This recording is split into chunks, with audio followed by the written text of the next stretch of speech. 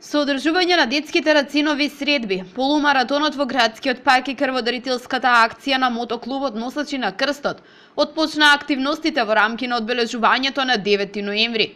Полумаратонот по втор пат годинава го организира Советот на млади на општина Велес, заедно со група на граѓани. Градоначалникот на Велес Аце Коцевски, задоволен од организацијата, вели дека следната година полумаратонот ќе се одржи низ улиците на Велес. Тоа е обврска за нас и в година да ја поддржуваме оваа манифестација и да направиме да биде уште подобра и да се одвива настано да се случува по улиците на градот Велес. Сигурен сум дека тоа така ќе биде следната година, затоа што атлетичарите го заслужуваат тоа. Јас им благодарам многу и му благодарам на Советот на млади на општина Велес за успешната организација заедно со другите организатори. Околу 130 учесници ја трчаа главната и уште околу 150 рекреативната трка. Помеѓу нив и министерот за финансии Драган Тевдовски.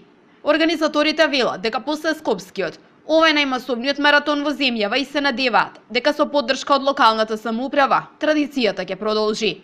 Оваа година полумаратонот има пријавено околу 300 надпреварувачи, од кои учество имаат земено од најголем број од Македонија, Србија, Грција, Велика Британија, имаме надпреварувачи од Америка.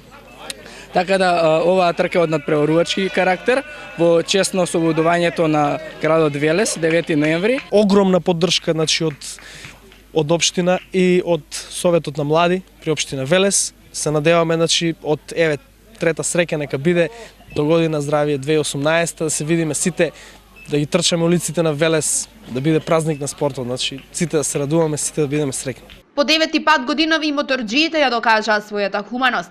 Во чест на јубилеот 10 години мотоклуб Носачи на крстот и во чест на 9 ноември ја организираа традиционалната крводарителска акција на која годинава се собраа 112 крвни единици. Нас ние оваа година 10-та година од постоење на клубот, 10-ти роден ден на клубот. Во таа чест ова ни е веќе 9-та крводарителска акција, али во таа чест, во чест на роден ден на клубот и во чест на ослободување на градот 9 ноември, заедно со општина Велес ја организираме оваа крводарителска акција.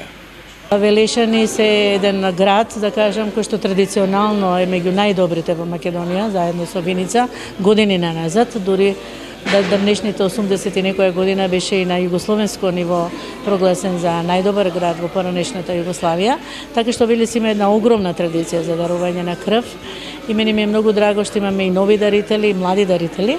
Во рамки на програмата за одбележување на 9 ноември, утре традиционално за учениците ќе се одржи против пожарниот квиз надпревар, а во 18 часот е предвиден почетокот на манифестацијата Велес низ фолклорот, со настап на ансамблот Керамичари и културно-уметничките друштва Вила Зора и Коле Неделковски. Во четврток со почеток во 19 часот во Велешки театар, општина Велес ќе одржи свечената седница, на која ќе биде доделена наградата за животно дело Гемиџи, како и останатите 9 ноемвриски признанија.